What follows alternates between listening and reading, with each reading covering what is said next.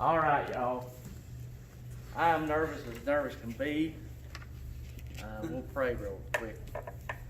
Lord, I'm thankful, God, for your word, Lord, and I pray, God, you would help this class and help us learn more about you. Help as we teach your word, Lord, and be with each and every one, be with their families. Many prayer requests, God, this morning for sick, and I pray, God, you touch them, help them, and heal them. Amen.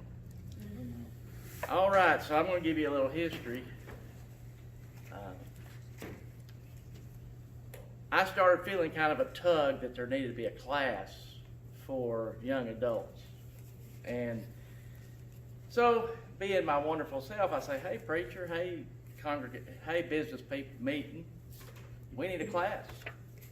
Expecting somebody to step up and do it, knowing that, okay, I'm supposed to do it. And so, I'm waiting and I'm wrestling. And so 2 or 3 months goes by. And so I'm sitting there and I'm saying, Lord, I'm not really qualified to even teach. Lord, I've messed up. If they look at my history, they look at my life, who am I to even teach a class? I mean, I messed up last week. I messed up the week before. But I kept on hearing, and I really couldn't get any peace about anything. And I'm ill but, because I know that there are people that need to learn more about Christ. I know that God sent Tabby and I here to this church for some reason, but I still, I'm not qualified to even teach this. But yet, I kept on hearing. Not verbally, but Wayne, if you love me, feed my sheep. And I look outside and I look at the world today, and I see that the younger generations, they're not going to church. Why? Because there's nothing there. There's nothing being provided. They're missing everything that the Lord has in store for your life. I'm missing things in store for my life because I'm not always obedient. I don't always do, everything. So I kept on hearing, Wayne, if you love me, feed my sheep, And then, again, there's nothing special about me. I kept on pushing back. No. Finally, yes, okay. And on the way this morning, we were listening to a preacher talk about Moses. Same thing with Moses. He kept on telling the Lord, hey, I can't even talk. I can't even do anything. God uses people. When I say uses people, that's kind of you mean God's using me? Well, in a sense, but he's using you to help someone. And so I thought about, and I'm going to read, we're going to go to John 21. And we'll start here in a minute at verse 14. And we may sit here for a few minutes and then I may not have anything else, but it is what it is. So the history on this is Jesus has already been crucified. This is the third time that the disciples have came or have seen Jesus after he was resurrected. Third time. I want you to know something. After the second time, let me say this. The second time that they saw Jesus was with doubting Thomas, which is in verse 20, but we'll go over that some other time. I didn't know. So they've seen Jesus 2 times. They've been with him for, 3 years. They've seen all of his miracles. And here we are in verse 21, and Simon Peter says, hey, I'm going fishing. 21:3 says, Simon Peter saith unto them, I go a-fishing. Then they say unto him, we also go with thee. They went forth and entered into the ship immediately, and that night they caught nothing. They caught nothing that night. And they just had saw Jesus. I want to point out that over here in John 21:14 and 7. A lot of people know this story, and we'll go into it later at another lesson. But what were Peter and them doing then? This is their first encounter with Jesus. They were fishing. And they had toiled all night, and they couldn't catch anything. And what does Jesus tell them? Cast your net on the right side. So they were doing everything. And then after they caught all those fish, back in John 21:14, they said, we're going to become fishers of men. And so then they started following Jesus for 2 or 3 years. I don't know the exact time, but so that's when they became fishers of men. And that means that they were telling people about Jesus Christ. So here they are again, back in 21, after Jesus had been crucified. They're fishing again. And notice they caught nothing. So I think about my life. This ain't even in notes. When I first got saved, and of course, once saved, always saved. I never got saved again. But when I got saved, I was walking with the Lord. But then something happened. The Lord didn't walk away from me. I walked away from the Lord. What did I do? I went and started doing what I was doing before. Right? So here they are, and I can't think but wonder, were they thinking, well, Jesus has died and he's gone on, now we just go back to our own life. But anyway. So let's pick up in verse 14. And I don't know if anybody wants to read, but anybody, if they don't, I can. I'll read. You'll read? Sure. This is now the third time that Jesus showed himself to the disciples. After that, he was risen from the dead. So when he had dined, Jesus said to Simon Peter, Simon the son of Jonas, lovest thou me more than these? He saith unto him, Yea, Lord, thou knowest that I love thee. He saith unto him, Feed my lambs. Okay. So he's asking Simon Peter again, do you love me more than these other people? Meaning the folks he was fishing with. Do you love me more? And he said unto him, Feed my lambs. Who are the lambs? Well, that's us. And then I'm going to read, he saith to him again the second time, Simon, son of Joseph, lovest thou me? So he's sitting here asking again. This is the creator of the universe asking Simon Peter, hey, do you love me? And here's his response. What do you mean? Of course I love you. What kind of question is that? Do I love you? And then what does he say? Feed my sheep.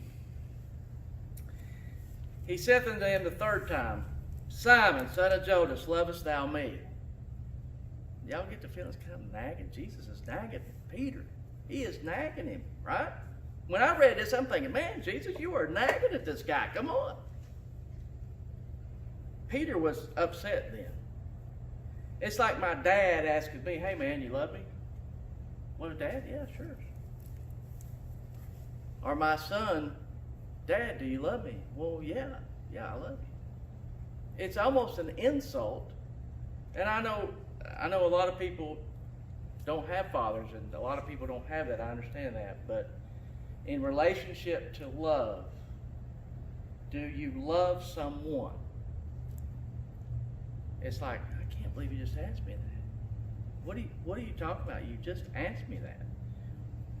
And so Peter here says that he was grieved because he said unto him the third time, lovest thou me? And he said, Lord, thou knowest all things. Thou knowest that I love thee. Jesus said one more time, feed my sheep. So he said, and number 18 is a hard read here, and I had to look up. It says, Verily, verily, I say unto thee, when thou wast young, thou girdest thyself and walkest whither thou wouldest. But when thou shalt be old, thou shalt stretch forth thy hands, and another shall gird thee and carry thee whither thou wouldest not. Man, I think, what in the world does that mean?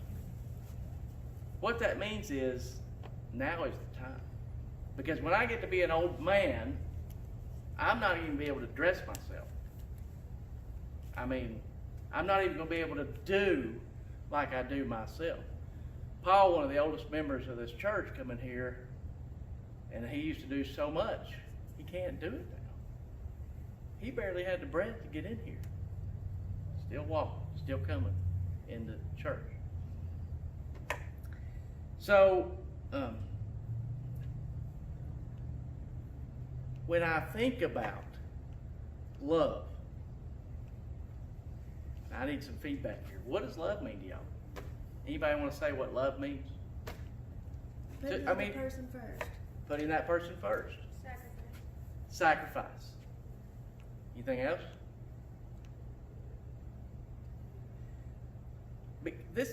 Honestly, this bothered me.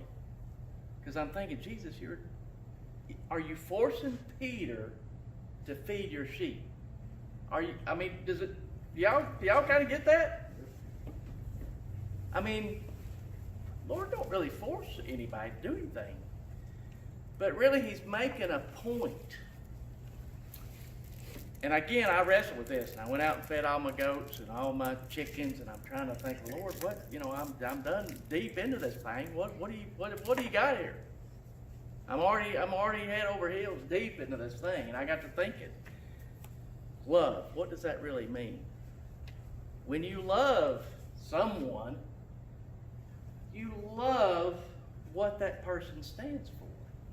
You love who that person is, and you love what's in their heart.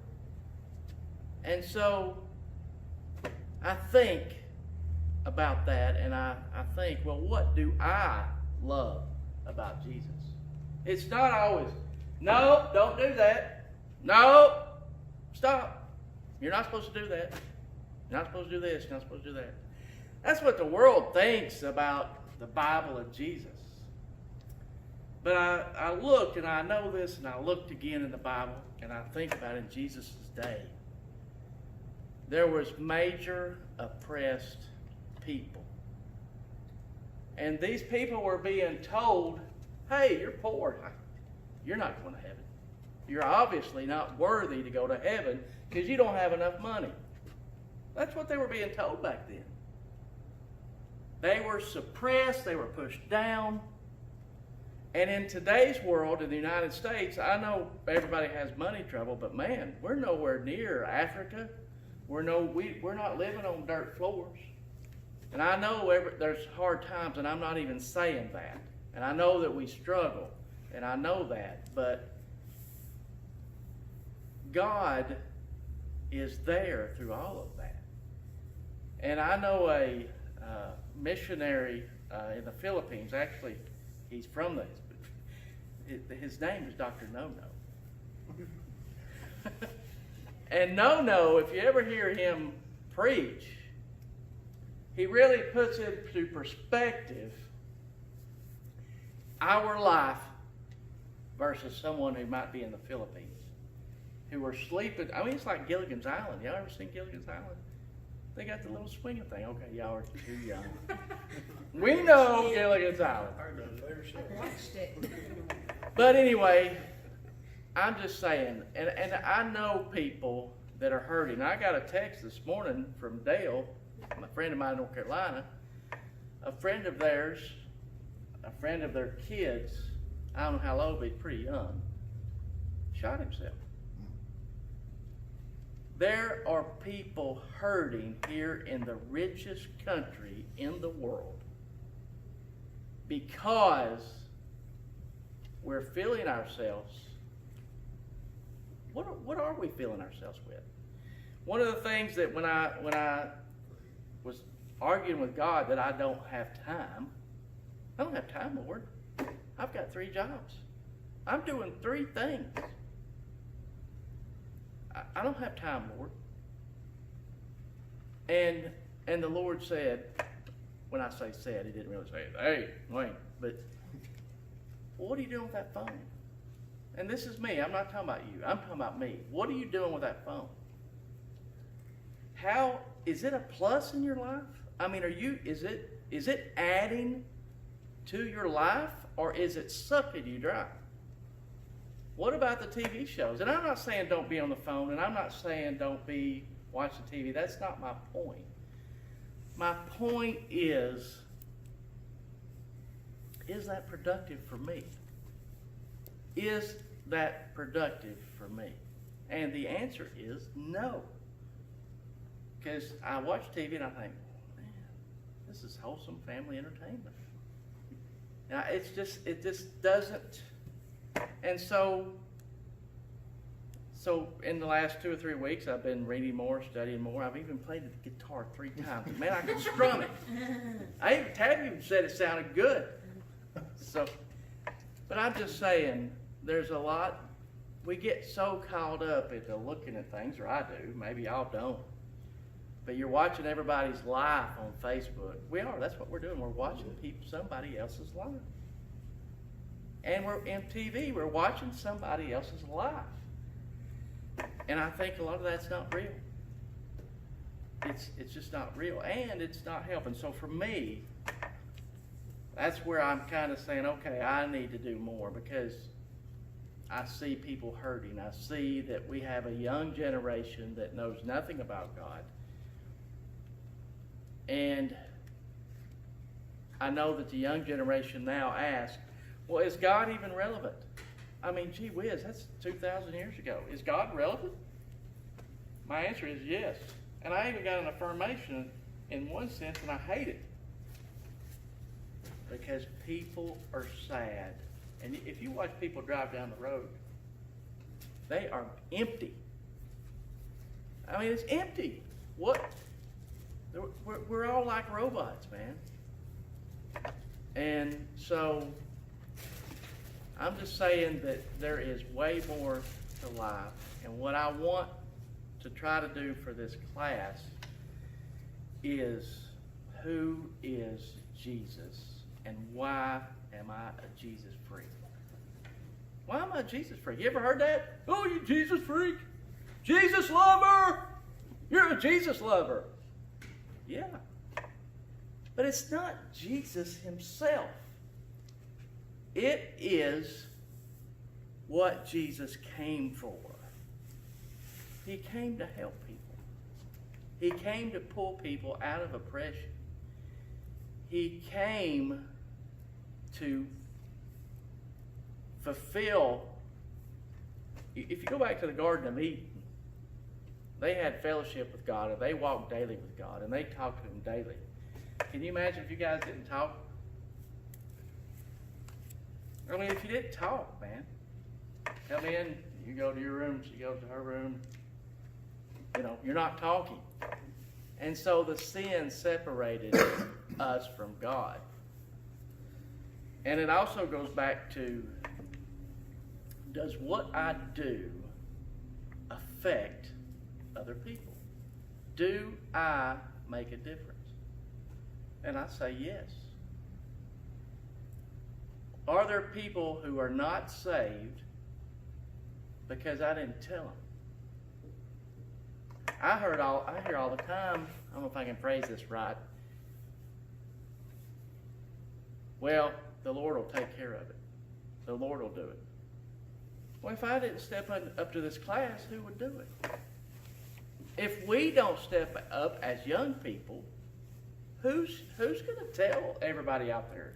And I'm not asking you to go out and be some kind of, I don't know.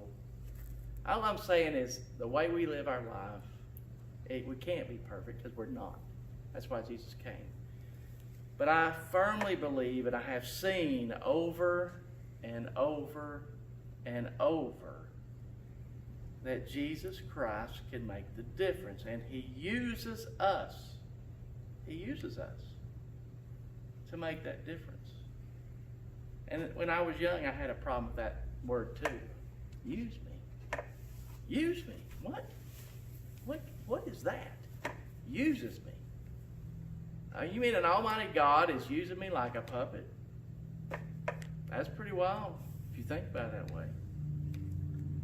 But the difference between you and I and the puppet is I can say, no, I'm not going to do that. The puppet can't. The puppet can't do that because he's tied to a string. If I tell that puppet to raise his arm, he's going to raise his arm. God gave us a free will. God gave us choices, just like I give my children choices. You know, don't drink and drive, don't smoke dope, don't. But you know, there is a lot of don'ts, I guess. But again, what I see is what I want this class to be is us going through and learning who Jesus is, how that pertains to our life. Because let's face it, we all want something, right? And we're human. We all want, I mean, what's in it for me? And there's nothing really wrong with that, you know. Why would a God need me to reach out to somebody? Because you can touch people that I can't. You're working with people. I'm working with people. So I think and I know there's a deeper walk with God as far as the way we live our lives. And if you look and count the statistics, I looked at statistics the other day, and I think the younger generation in the last 6 years, I think 22% of them have quit going to church because they think it's not relevant, you know. And we could make a difference. I can't make a difference, but I can through Christ. And I've testified to this before. I had a preacher with a young boy on the beach. Starfish had washed up. Thousands of starfish. This one boy is out there alone, just throwing them back. Throwing them one at a time. And this old geezer comes up and said, boy, you can't save them all. You know, you're not going to make a difference. He picked up one and said, it'll make a difference to that one. We can't reach everybody, but we can make a difference. What you do makes a difference in people's lives. And so we're either a positive or a negative. And I don't know what you guys think, but I'm like way early. But I do find it interesting. The fact that we can get on fire for God. We can use and learn, and I think about the full potential that God has for our lives. I've had things in my life that I have had planned out. I've got it planned out. I'm a planner. It's some things I don't. At work I plan, but you guys know we'll spur the moment. Hey, let's go. But that's me, not her. I do plan things out, like when I'm working or I have things that I want to do. And you can ask my daughter. I want to do everything in the world. I want to go. I want to hook up batteries, get off the grid. Get off the grid. I'm getting off the grid. I'm not paying these electric people no money. Heck with them. Who are they? Who is the government to even tell me what to do? Right?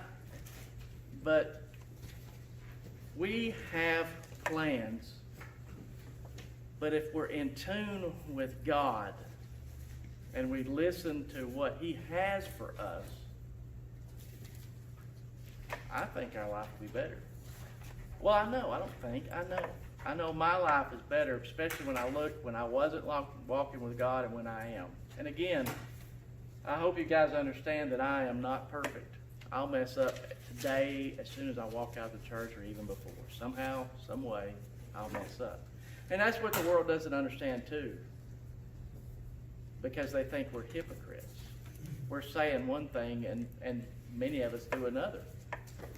Guess what? I should work out every day. I should work out. And it's the right thing to do, right? I shouldn't eat after 7 o'clock because I have this allergy and I swell up. Food. I shouldn't do this and I shouldn't do that, or I should or shouldn't. When I go and I exercise and I walk, man, I feel like $1,000,000. When I don't, I feel like bad. So, what I want us to do is to learn what Christ has, because we say we believe, but do we know what really Christ says? Do we understand what Jesus says in the Bible? Because you have a lot of preachers out there that take little bitty snippets of this word and will try to route people and direct people into one way or the other, not taking in the full context of this. So, I don't know, man. Does anybody have any questions? I'm debating on going back and looking at Luke 5:1, but see, I knew I'd run through this. Does anybody have anything, any thought?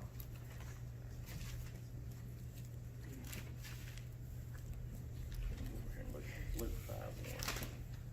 I mean, I could say something. What did you say, Ann? I said I could say something, but I don't know if you want me to. Well, yeah, go ahead and say something. Well, when you were talking about plans, I think that me and Mary Beth have talked about this a lot, but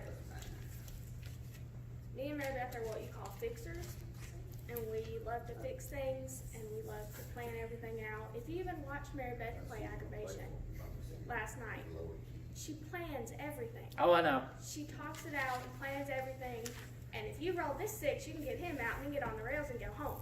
Like, that's her whole mentality, is to plan. Right. Well, when it doesn't go her way, it's like, what? Why didn't it go my way? You know? And so I think that's a lot of times how we act with God, too. We like to plan everything out, and then when God's like, no, I'm going to do it a better way. And it's the long way, but we don't see the whole picture at the time. And so I think that one thing that's very hard for me personally in my life is giving up control to God and saying, okay, you got this, other than me saying, no, I want to fix it. Right. I think it should go this way. And then God's like, no, I think I'll do it this way. That's very good. That's happened to me 10 million trillion times. Because you hear people, well, God is my co-pilot. And you may have heard this before. Really? God's you're in control. God's your co-pilot. That means you're in control. God help if I'm in control. And I don't mean that. I'm just saying. Do we pray for God to give us guidance on my decisions? Do I? And man, you might think, well, it's just a simple decision. It's just a simple decision. But it can be more than that. What I do affects, and me with a family now, what I do would affect 4 other people. 4 other people it affects. So if I'm out drinking and partying and my kids are seeing me drink and party, it affects them. If I'm out, being negative, if I'm out being a jerk, if I'm out really getting mad at somebody who pulls in front of me and give them a piece of my mind, idiot, can't believe that guy just done It that. not only affects them, it affects other people too, because when they see it, it goes out. Yes. They go out and say, Daddy did this, and so. Right. I mean, it goes on more than just family. Oh yeah. A ripple effect. It is a ripple effect in the pond. And think about what the disciples, the ripple effect, Jesus had a major ripple effect. He changed the whole dynamic of the world. And yeah, he's the Son of God, I get that. But he used, there's that word used again, 12 disciples to go out and spread the gospel. And that was over 2,000 years ago. And there again, when you look at the difference, can you imagine our environment, what our world would be today? And I'm talking about killers, murderers. I have people ask me, well, why do bad things happen? Why did this bad thing happen? That person did this bad thing. I sometimes ask, well, did somebody tell that bad person about Jesus Christ? Ann and I and Tabby, the church we came from before, we did a bus ministry. And there was I think during an 8-year period we were doing it, there was 39 people saved. And that's not to my glory. It's just the fact that we were going out on a bus, picking people up, knocking on doors, getting cussed out. What's first, Jesus freak? Don't want nothing to do with it. But the young children were starving for some God. Because a lot of the places that children we picked up were in lower income places. There was needles on tables, on the coffee tables. They're crying at the door wanting to ride the church bus, not even ready. And some of the ladies would go in and get them dressed and put them on the church bus. And their family passed dead out on the couch. And they had no structure in their life. They had nothing. And so when you see that, and that's in America, the richest country, we have everything. The richest country in the world. We have kids that are without because the parents weren't taken. Some of our most faithful church, one of them, their daddy had him a big $40,000 Harley. And there's nothing wrong with living in a trailer, but they were hungry all the time. I have no problem living in a trailer. But this guy was making good money, got his Harley, and one of his kids was named Harley. He named her Harley. But they were in need. There are people in need. And I don't know, Jesus Christ can help that. He is the answer. But he has to work through us, and we're not a puppet. We can say, yes, Lord, I can do better. Yes, Lord, let me study a little bit. Yes, Lord, let me pray. I am nothing without the Spirit, the Holy Spirit. And I'm not putting myself down.